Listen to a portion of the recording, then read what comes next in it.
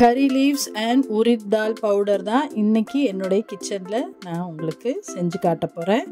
கருவேப்பிலை இலையை நம்ம எப்போதுமே ஒரு தாளிப்பாக போட்டு அதை எடுத்து தூர போட்டுருவோம். ஆக்சுவலாக ரொம்ப நல்லது உடம்புக்கு. முதல்ல ஒரு சின்ன கடாயில் 1 டேபிள் ஸ்பூன் ஆயில் சேர்த்துக்கலாம். ஆயில் சூடானதும் 1 கை அளவு நான் உளுந்த பருப்பு சேர்த்துக்க போகிறேன். இந்த ரெசிபிக்கு உளுந்த பருப்பு தான் ரொம்ப நல்லா இருக்குங்க. நான் எடுத்துக்க போகிறது ஒரு 15-20 கொத்து கருவேப்பிலை தான். அதுக்கான அளவு தான் இது. இந்த உளுந்து லேசாக செவக்க ஆரம்பிக்கும் போது மித்த இன்க்ரீடியன்ஸை நம்ம சேர்த்துடணும். ரொம்ப வறுத்துட்டோன்னா அந்த பவுடரோட டேஸ்ட்டே போயிடுங்க. இப்போ கருவேப்பிலை பார்த்திங்கன்னா முடி வளர்கிறதுக்கு ரொம்ப நல்லது. அதில் விட்டமின் A, B, C எல்லாம் இருக்குது. கால்சியம் இருக்குது, அயர்ன் இருக்குது. நம்ம நல்லா இந்த கருவேப்பிலை பொடியை வாரத்தில் 3 வாட்டி பொம்பளை பிள்ளைங்களுக்கு கொடுத்தோன்னா அதுங்களுக்கு ரொம்ப ஹெல்த்தி. ஏன்னா அவங்களுக்கு இந்த பீரியட்ஸ்லாம் வர சமயத்தில் இந்த மாதிரி அயர்ன் கண்டென்ட் நிறையா இருக்கிற நம்ம இந்த உணவுங்களை கொடுக்கணும். ஸோ அவங்களுக்கு இந்த பிளட்டும் நல்லா இருக்கும். கருவேப்பிலை நல்லா ட்ரை பண்ணி பொடிசாக அப்படியே நல்லா ஃபைன் பவுடராக நம்ம கருவேப்பிலை பொடி செஞ்சுருக்கோம். இந்த மாதிரி நீங்கள் ட்ரை பண்ணி பாருங்கள். நான் இதை ஒரு ஆக்சிடென்டலாக தான் கண்டுபிடிச்சேன் இந்த ரெசிப்பியை. ரொம்ப நல்லா இருக்குங்க.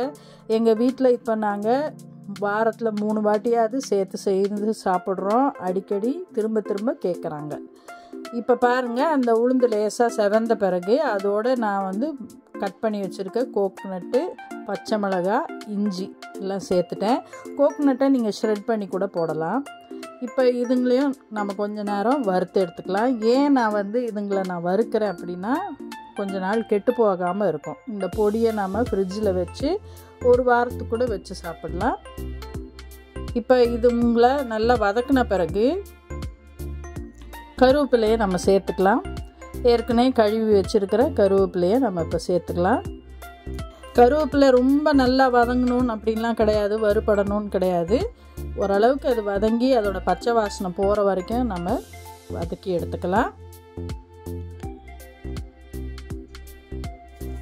வாரத்துக்கு 3 முறையாவது நாம் இந்த மாதிரி கருவேப்பிலையை துவையல் மாதிரி பண்ணி சாப்பிடலாம். இல்லை இந்த மாதிரி பவுடர் மாதிரி பண்ணி சாப்பிடலாம். சாதத்தோட கொஞ்சம் நெய் விட்டு பிசைஞ்சு கொடுத்தீங்கன்னா பிள்ளைங்க திரும்ப கேட்பாங்க.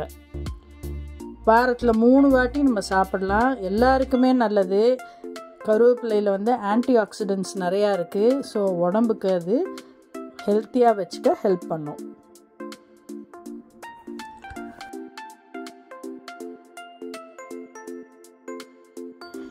இப்போ கொஞ்சமாக கொத்தமல்லி கீரை சேர்த்துக்கலாம். இது கொஞ்சம் டேஸ்ட்டை கொடுக்கும், அதுக்காக தான். அப்புறம் பாருங்கள், சின்ன சைஸ் அளவு புளி. இப்போ இதையும் நம்ம கொஞ்சம் வதக்கிக்கலாம்.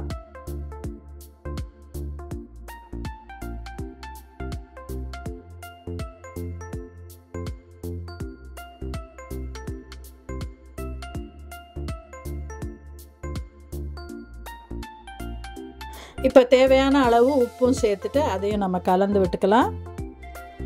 இப்போ இந்த மிக்ஸை கொஞ்சம் ஆற விட்டு மிக்சியில் நல்ல ஒரு கொரகொரப்பான ஒரு பவுடராக அரைச்சி எடுத்துக்கலாம். தண்ணி சேர்க்காம, இந்த கருவேப்பிலையில் இருக்கிற தண்ணியே போதுமானது. அந்த மாதிரி நம்ம அரைச்சி எடுத்துக்கலாம். இதை ஆற வச்சு இப்போ அரைச்சிக்கலாம்.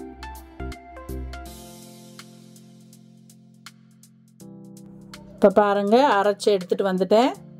ஃபஸ்ட்டு கொரகொரப்பாக நல்லா அரைச்சிட்டு கொஞ்சமாக தண்ணி அப்படி தெளித்து அரைச்சோன்னா இந்த மாதிரி ஒரு பவுடர் நம்மளுக்கு கிடைக்கும். உதிரியாக இருக்கும், கெட்டும் போகாது. ஃப்ரிட்ஜில் வச்சுக்கலாம். நம்ம வச்சுட்டு 1 வாரத்தில் யூஸ் பண்ணிக்கலாம்.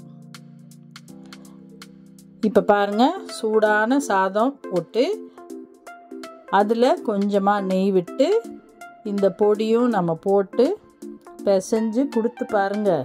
உங்கள் பிள்ளைங்க எவ்வளோ they will love it. கருவேப்பிலை பொடியாக நம்ம பண்ணி கொடுத்ததை விட இந்த மாதிரி கொடுத்து பாருங்கள், ரொம்ப எம்மியாக இருக்குது. எனக்கே ரொம்ப ஆச்சரியம். ஜஸ்ட் ஒரு நாள் ட்ரை பண்ணேன், இவ்வளோ நல்லா வந்தது. ஸோ நீங்களும் இதை செஞ்சு பார்த்து சாப்பிட்டு என்ஜாய் பண்ணுங்கள்.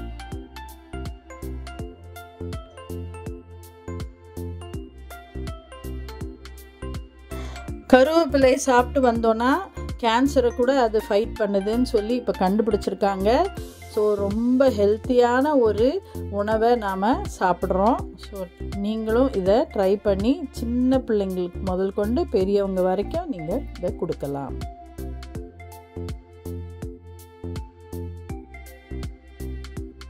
சுவையான கருவேப்பிலை பருப்பு பொடி ரெடி.